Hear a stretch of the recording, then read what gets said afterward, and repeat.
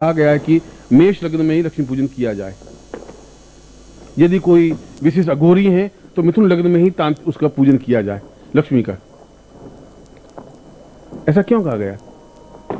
इसलिए कि मिथुन लग्न की अपने आप में कोई महत्ता है।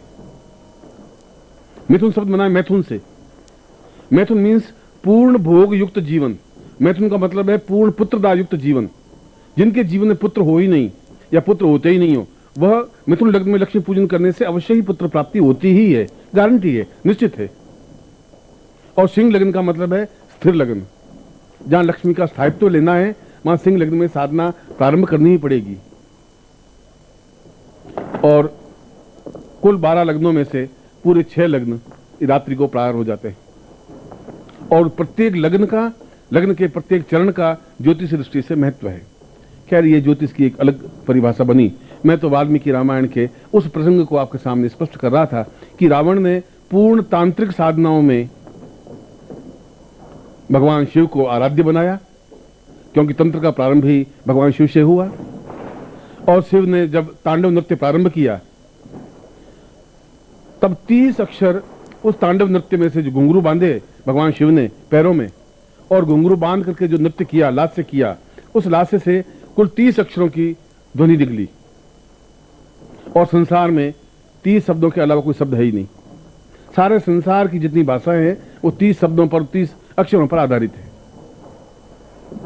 और वहां से आई उन रील रख ए औं छाया वरट लण जम गणदस खफय परतस संसर हल।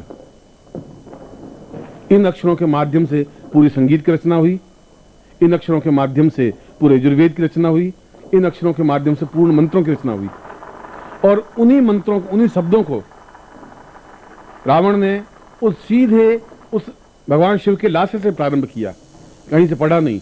उसने जो रावण संहिता में जो मंत्र दिए गए हैं, जो तंत्र का प्रयोग दिया गया है, वह किसी पुस्तक में वर्णित नहीं है। रावण तंत्र सबसे पहला बना, रावण तंत्र सबसे लास्ट में रहा। इससे बीच में सैकड़ों तंत्र लिखे गए, पर रावण तंत्र के समान कोई तंत्र है ही नहीं। और जो विश्वामित्र से उसने स्वर्णप्रिया तंत्र सीखा था, वह उस रावण तंत्र में पूर्ण रूप से प्रतिपादित हुआ। इसलिए उस मंदिर पर आज भी वो मंदिर सुरक्षित है, विश्वामित्र मंदिर, और उसके ऊपर यही मंत्र लिखा हुआ है।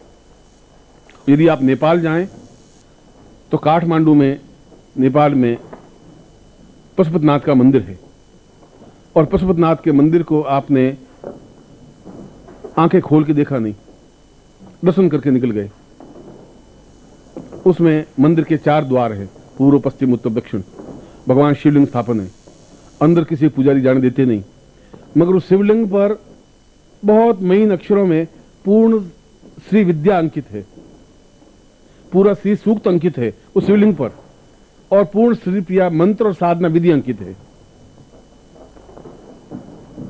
और केवल उस मंदिर के उस शिवलिंग पर ही यह स्वर्णप्रिया मंत्र और साधना विधि अंकित है। और यही दक्षिण में भी एक मंदिर है। उस मंदिर में भी इसी मंत्र को, स्वर्णप्रिया मंत्र को पूर्ण विधि विधान के साथ अंकित किया हुआ है। और वह अंकित किया गया है मनुष्य के पीठ की चमड़ी के ऊपर लिखा हुआ। बेंगलोर के पास में क्या मंदिर का नाम है? सबसे बड़ा मंदिर कौन सा है? तिरुपति मंदिर। तिरुपति के एक पुजारी यहां पर 4 महीने 5 महीने रहे थे, जोधपुर में।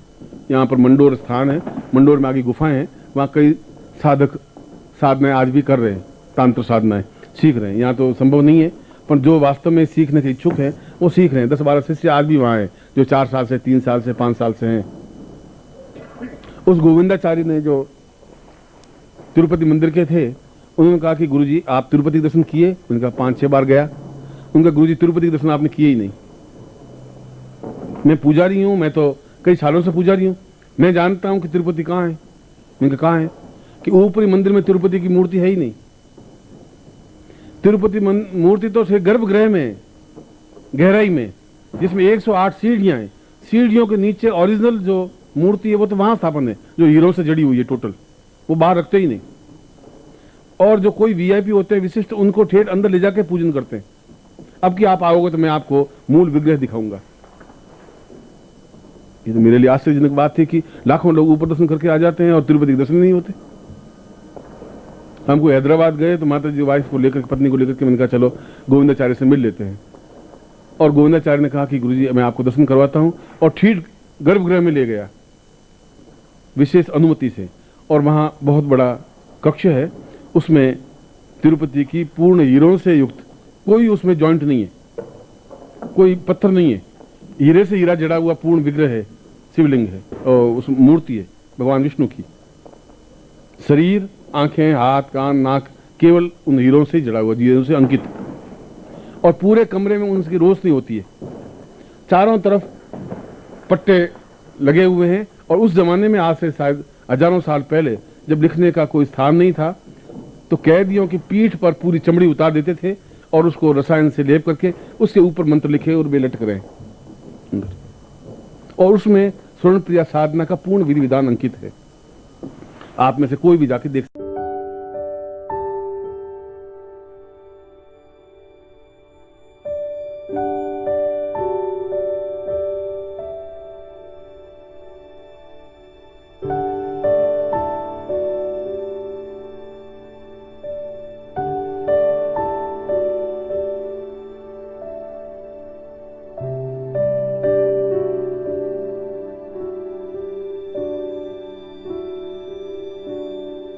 है। इसका मतलब है कि ये बहुत प्राचीन विद्या है स्वर्ण प्रिया साधना। इसका मतलब है कि वास्तव में अगर विश्वामित्र इतना महत्वपूर्ण है, अगर इस मंत्र के माध्यम से रावण अपनी लंका को स्वर्णमयी बना देता है, यदि पशुपतिनाथ के शिवलिंग पर यह अंकित है, यदि दक्षिण में इस मंदिर के गर्भगृह में उस पूरे विधि विधान अंकित है, तो यह मंत्र अपने आप में बहुत प्राचीन, बहुत महत्वपूर्ण है।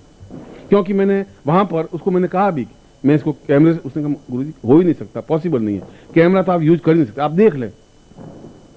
और उसमें उन ब्राह्मी लिपि को भी और उन मंत्रों को जिस भाषा में लिखा हुआ है, आज भी स्पष्टता के साथ आप कोई भी जाके देख सकते हैं।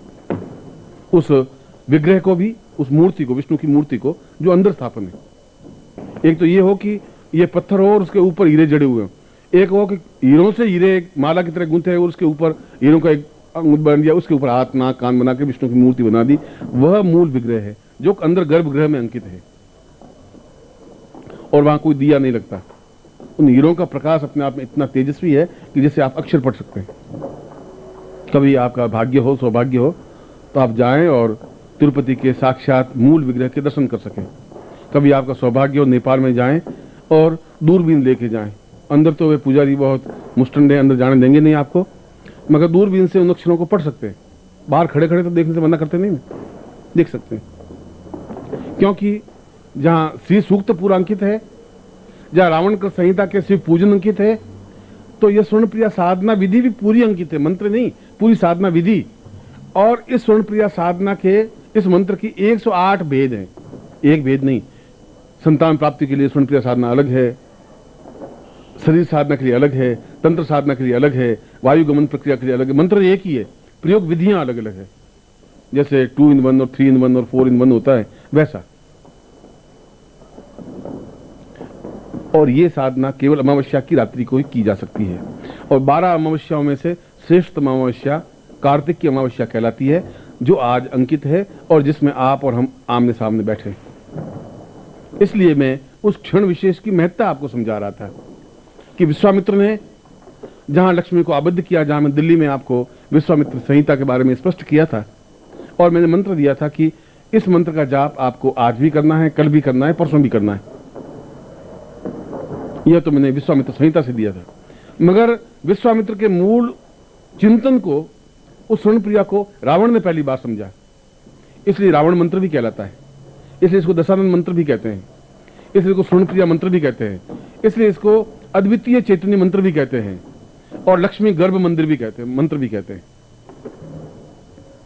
आज की रात इस दृष्टि से महत्व है कि आपके जीवन में सैकड़ों दीपावलियां तो आई होंगी, सैकड़ों अमावस्याएं आई होंगी, सैकड़ों आज कार्तिक की अमावस्याएं भी आई होंगी। जिंदगी ने 40 साल लिए तो 40 तो आई होंगी।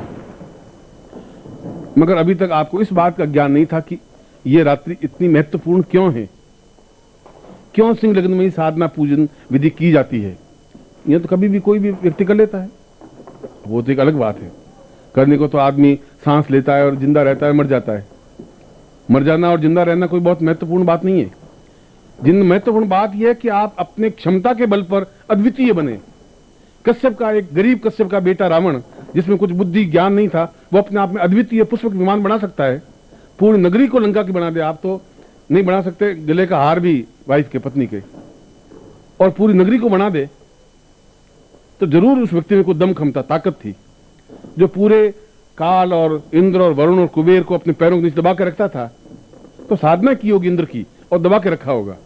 और इंद्र कुबेर को अपने दबा के रखा था, तो लक्ष्मी को भी अपने सामने गिड़गिड़ाते हुए रखा था उसने।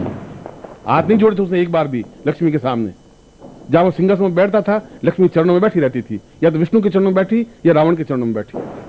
उस ब्राह्मण पुत्र में इतना तेज था, ताकत थी। कश्यप तो भिक्षा मांग करके जिंदगी बिताई है उसने तो। उसके बेटे ने अपने आप में, बहुत अलग बात है कि हम उत्तर भारत के लोग उस रावण को बहुत दुष्ट कहते हैं और दक्षिण भारत के लोग रावण का मंदिर बना के आरतियां करते हैं।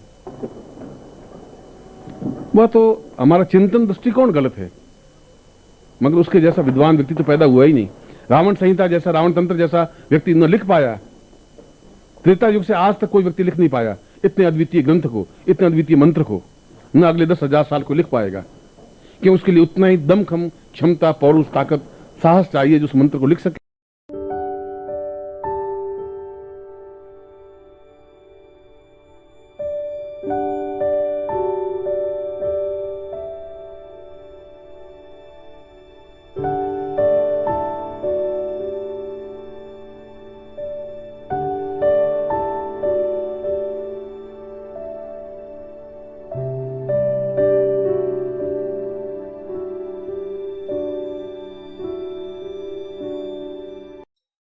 ओम परम तत्वाय नारायणाय गुरुभ्यो नमः।